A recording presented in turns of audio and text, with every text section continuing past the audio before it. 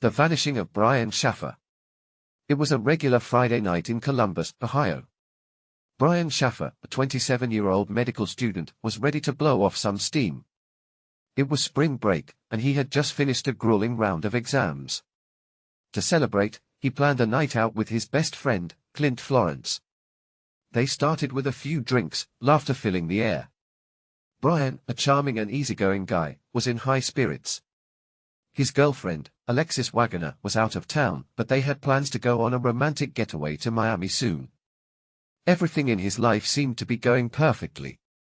At around 1:15 a.m., Brian, Clint, and another friend, Meredith Reed, entered Ugly Tuna Saloona, a popular bar near Ohio State University. They had one last drink before closing time. The place was buzzing with energy, people dancing and chatting. At 1:55 a.m., Brian was caught on the security camera stepping out of the bar into the hallway. Moments later, he vanished. No footage ever showed him leaving.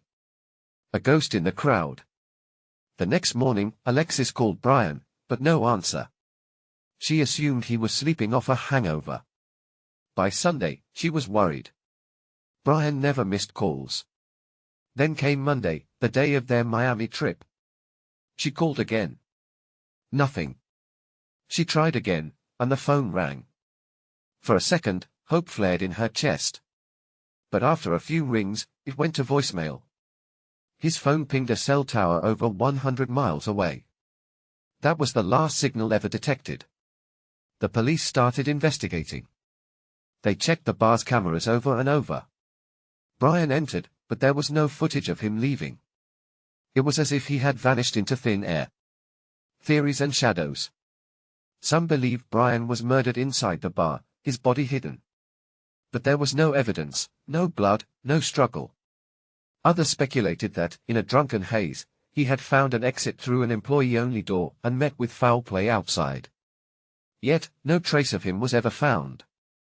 A darker theory suggested Brian staged his own disappearance. He had lost his mother to cancer just weeks before. Could grief have pushed him to start a new life? But why would he abandon his loved ones, especially Alexis, whom he planned to marry? His father, Randy Shaffer, never gave up hope. Tragically, he died in 2008, before ever finding answers about his son. A mystery that lives on. To this day, the case remains open. No body, no evidence, no confirmed sightings. Just a young man who walked into a bar and was never seen again.